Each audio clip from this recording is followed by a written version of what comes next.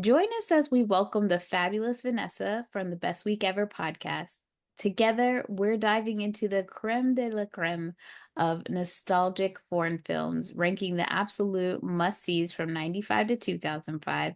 And in true Amelie style, we're spilling our quirkiest likes and dislikes, those little things that make us, well, us. So grab your popcorn, tune in, and let's get quirky.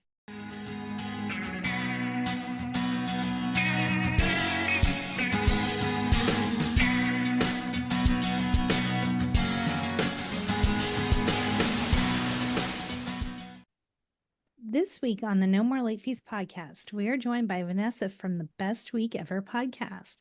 Welcome, Vanessa. Hi. So glad to be here. We're glad to have you on finally.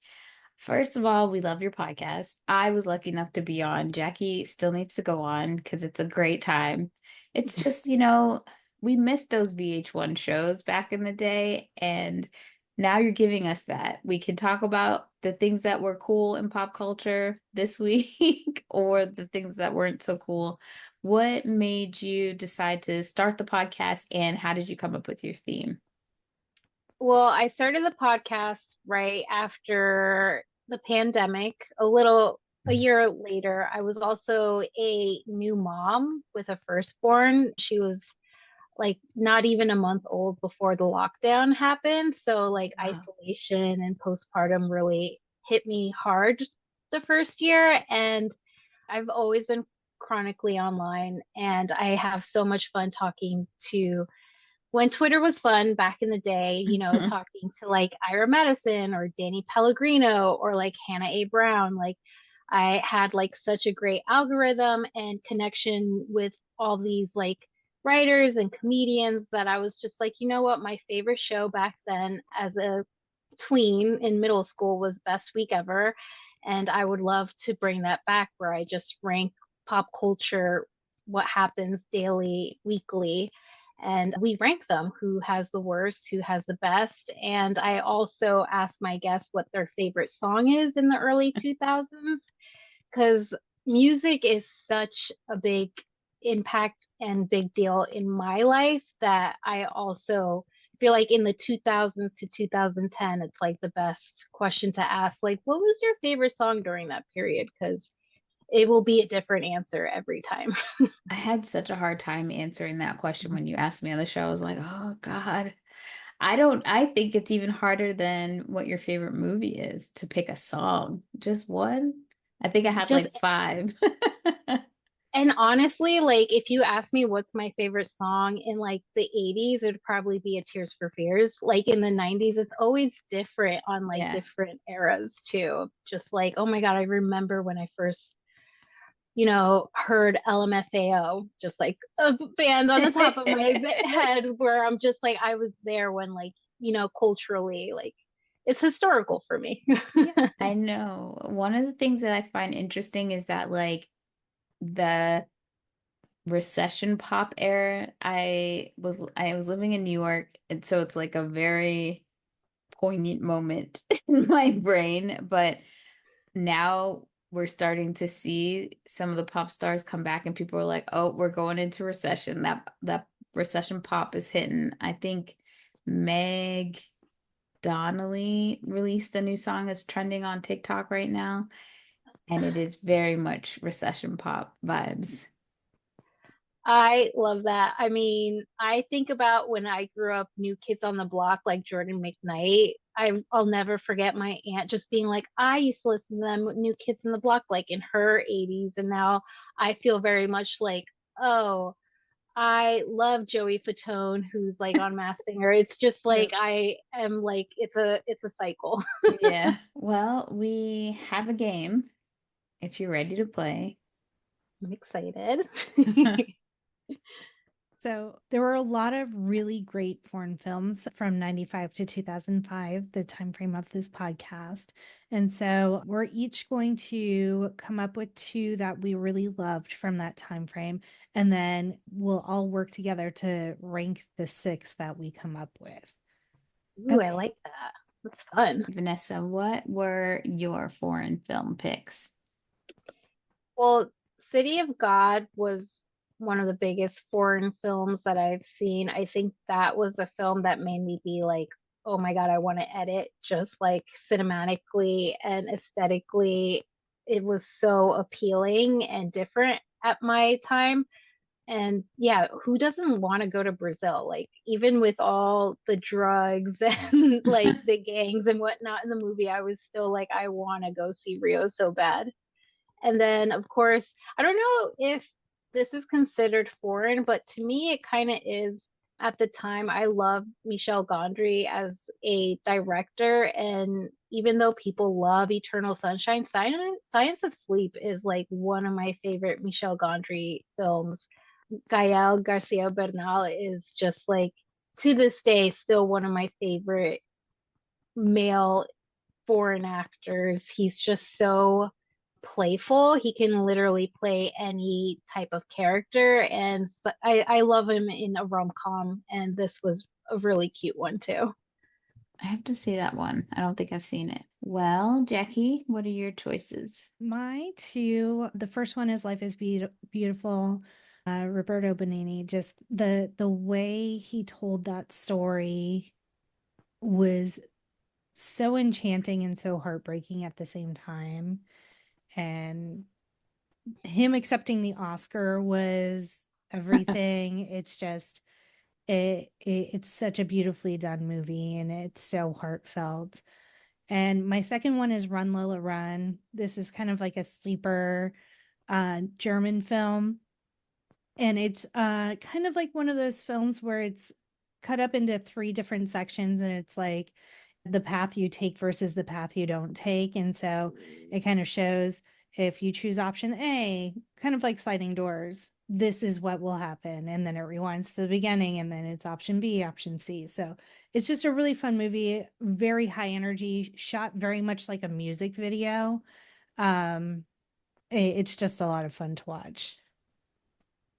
You're so right. It is shot like a music video. I think that's why I love it. It's It's just like like Trent this, Reznor made the soundtrack, kind of. yeah, like just handy cams, like just running through the streets of Germany.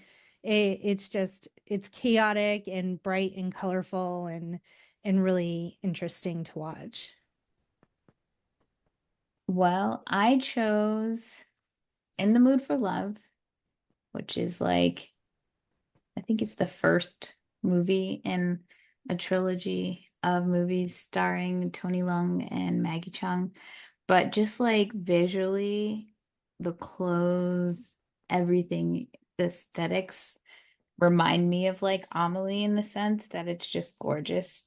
It's like a feast for your eyes, Mhm. but just their chemistry and the storyline, it's definitely one of my faves, and I hope we can do it eventually on the podcast. And then the next one I have, I think, I don't know if it's a swimming pool or the swimming pool or just swimming pool, but it's a British film. And it was one of those random ones that I picked at Blockbuster, and it was just super good. It was one of those kind of like a thriller, but it fucks with your head, you know, and you think about it I like like it. a lot afterwards. But it's pretty cool. It's like, and also it has like the friendship between an older woman and a younger woman, which was nice. So if you haven't seen it, I definitely would recommend. I'm not gonna say any more because like it's kind of cool Spoilers. to go in blind. So Okay, so we have our six. What are we thinking ranking wise? Anything that stands out as a number one to anyone? I know City of God was one of my top picks too. It's yeah. just a really gritty, interesting movie to watch. I actually watched it for an anthropology class. I mean, City of God was amazing. That was a really good movie. So good The with number these one. yeah, I love Run Lola Run. That's a really good one. I've never seen Life is Beautiful. Really, I feel like Life is Beautiful because it got nominated. It was like so Oscar everywhere in the pop culture. Like, I just remember it being on E! News all the time too that year. Like Yeah. I personally was too young to watch it, but I did see it a few years later, and I kind of get it why it was craze a craze to watch Yeah. that movie that year. It's so weird when it comes to Oscar movies. If I don't see it before it wins the Oscar, I'm most likely not gonna ever see it. I like never have an interest at like I have to have seen it before and then I'm like, "Oh, the movie I saw is now nominated for an Oscar." That's how it works for me. I need to start doing that because I'm all like, oh, this was nominated for an Oscar and I should see it. And then I end up sleeping for half the ones that get nominated. Yeah, it's like, look, every now and again they get it right, but most of the time I'm like, this is boring. Yeah. It's true. Okay. What do we have you guys seen any? Well, I'm I trying to haven't see. signed either one of your movies, Danielle. Okay. I did look it up though. In the Mood for Love, I can't believe this was a 2000s movie because it looks exactly like 1962, where the setting is supposed to be at. And I'm like excited to actually watch this film. And the It, swimming pool, I'm sorry, the swimming pool is a remake, right? Of a French film, I La think Piscine. so because I feel like the main actress, I think she's French. Yeah, I think it is a remake of a 1969 film, but I'm not sure. Oh yeah, she's in Dune Part 1 and Part 2. She plays Mother Moyham, Oh, Charlotte, obviously. Yeah, Rampling. yeah, and the Lannister guy from Game of Thrones is in it too. Yeah. Daddy Interesting. Lannister. Daddy He always pays Lannister. his debts. For number two, it's hard when you guys have seen most of these I haven't seen. Well, since we've all seen Run Lola Run, should we put that at number 2 since we all enjoyed Yeah. it? The biggest mistake the Born Identity films made with not keeping that actress on because Hmm. I was excited to I didn't know anything about Born Identity until I saw that she was going to be in it and I was like, "Oh, I want to see it." Because I liked Run Lola Run. Am I Uh, wrong though that they still use some scenes of her in the beginning of the second movie? Like it's like cutaways from the first one. I think so. I think you're right. Yeah. I hope And she got paid for that. I'm sure she had to. I would, I definitely would say In the Mood for Love or Life is Beautiful. I don't know which one. We You can guys do both In saw the Life Mood is Beautiful. for Love at number 3. I would too, just because reading the synopsis, I'm like intrigued. Life is Beautiful at number 4. Signs of Sleep and The Swimming Pool both sound really intriguing. Okay, so our list is number 1, City of God, number 2, Run Lola Run, number 3, In the Mood for Love, number 4, Life is Beautiful, number 5, Science of Sleep, and number 6, The Swimming Pool. Right, solid list. Okay, so I have a question for all of us. In Amelie, each character is introduced by sharing some of their quirky likes slash dislikes. What would a narrator say are your likes and dislikes? Okay, Vanessa, we'll start with you. Let's start with the likes. What are your quirky likes? I love and like the sound of snow being stepped on, like the crunch sound. Ooh. Oh, I like that. I like the smell of Play-Doh. It's like one of my favorite childhood smells, I guess. And dislikes, it was really hard for me to figure out my dislikes because I'm always trying to be so I wrote the cult of Trump because they Oh, I really love that answer. and whenever I see the Cybertruck, it really ruins my day. Like I Yeah. know someone tweeted that and I was like, no, that is such like a true tweet. Like every time I see it, I'm just like, ugh, like so that's one of my dislikes. Those are excellent dislikes. For my likes, I have clicks of a mechanical keyboard. I love the clickies. Walking into a library, it just makes me peaceful. The smell, like everything being nice and quiet, everything's organized. I can just find a cozy spot and just sit. It just makes me so happy. And then this is a weird one. When you get under your blankies, and I do like this cricket thing with my feet where I rub them together under the blankie to I get do all that cozy. too. Thank you. And it's I so like rub nice. it, like friction makes it warm. Yeah, Yeah. that's so funny. And then for my dislikes, number one dislike of all time, strollers at amusement parks. I hate them so much, especially when the children are not in them and they're just using it to push like all the merch they've bought and stuff around. Like it drives me crazy. Motorized like scooters don't, but the strollers do. I think it's because the people are driving the scooters have more control than like a parent not paying attention and ramming a or a stroller into you. And then my second dislike is loud dad sneezes. Like it fills me with so much rage. I can't explain why. Danielle, you Um, got yours? so my dislikes, and I'm gonna say this kindly. If you hear me say I dislike things, please do not send me pictures and DMs and stuff. I'm like, some of this is an actual traumatic.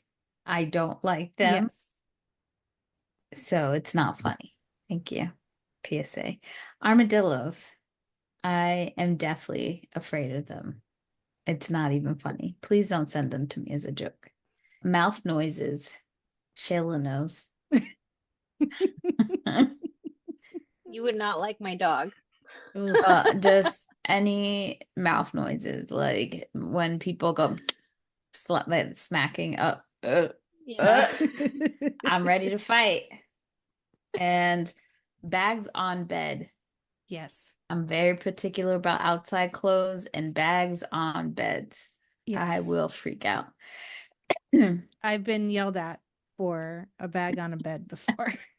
I've yelled at friends, especially traveling, and the first thing they do when they go to their hotel is put their bag on the bed. I'm like, what are you doing? You have contaminated the room. Yeah. You're sleeping on that bed. And don't sit on mine. Do not. Things I like. The sound of creaks on a wood floor. I love the sound of crackling fire. Oh, that's a good one. And this one's very niche, but I love to smell a pillow that my mom or my grandma was laying on with That their makes smell. sense. Especially like if they came to visit me after they leave, like I'll sleep with that pillow that night. I have mommy issues. I think And I have Nana. grandparent issues because my grandparents passed away, and I only have a t-shirt of my grandpa that has not been washed or anything because of the smell. I'm just like, I put it away in a bag and just like I can just smell them like they're there. Yeah. So I'm totally understanding that. All right. Employee picks. So Danielle and I both worked at Blockbuster, and so we like our guests to be honorary Blockbuster employees and make 3 employee pick suggestions for our listeners to take a gander at. Our time frame again is 95 to 2005. Okay, that's hard because I was very internalistically misogynistic at that period. Loving the movies that I loved at that time period. Okay, one that I can name from the top of my head was Garden State. Two, another movie that I Heart Huckabees. Ooh. Oh man, is Someone Like You in that Yeah. time frame? Yeah. Mhm. Just because it's that time of year where I watch that movie. Someone Like You. Is that the one with Ashley Judd Yeah, and Hugh Jackman. and the And cows? yeah. the cow, and she plays like a Diane Story or Oprah kind of a talk show host, but she's Yes. A hot pretty mess. prominent actress. Yeah, I in remember a that hot one. mess. So someone like you.